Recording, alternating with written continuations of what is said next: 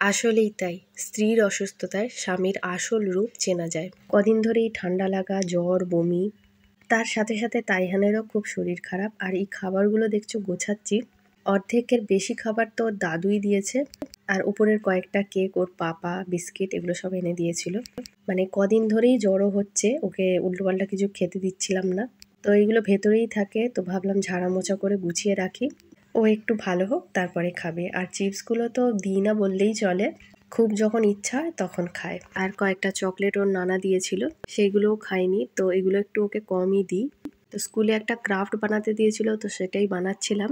পুরোটা এখনো কমপ্লিট হয়নি, সেজন্য এই ভিডিওতে তোমাদের দেখাতে পারছি না। তো ভিডিওটা করে রাখছি, স্কুলে যখন জমা দেওয়া হয়ে যাবে তারপরেই আমি আপলোড করব। এগুলো যেটা দেখছো বুধবারের রাতের ভিডিও। আর তাইহানকে বুধবারে স্কুলে পাঠায়নি, প্রচন্ড জ্বর ছিল, আর আমারও শরীর খারাপ, তার মাঝে ওকেও সামলানো।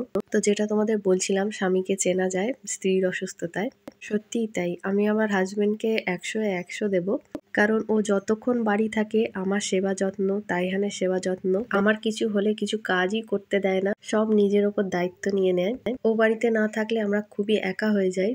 তো এটা দেখছো বৃহস্পতিবারের ভিডিও, ঘর একদম অগোছালো, তাইহানকে স্কুলে পাঠিয়েছি, আজকে ও একটু ভালো আছে। কাল রাতে তো ক্রাফট বানাচ্ছিলাম, তো এগুলো আগে পরিষ্কার করলাম, তারপরে রান্নাঘরের কাজে গেলাম। না হলে ইচ্ছাই হচ্ছিল না ঘাঁটা ঘর রেখে রান্নাঘরে যাই। তো মোটামুটি সব গুছিয়ে ঘর বারান্দা ঝাড় দিয়ে নিয়েছিলাম, কয়েকটা এঁটো বাসন পড়েছিল সেগুলো মাজলাম, তারপরে রান্নার জোগাড় করলাম। তো বেগুন কেটে রেখেছি, পেঁয়াজ কাটলাম, আলু কাটলাম, আর চা খাওয়ার সময় ডিম সেদ্ধ বসিয়ে দিয়েছিলাম, ডিম আলুর ঝোল করব। আর নিচে কি করছে রান্না আমি জানি না।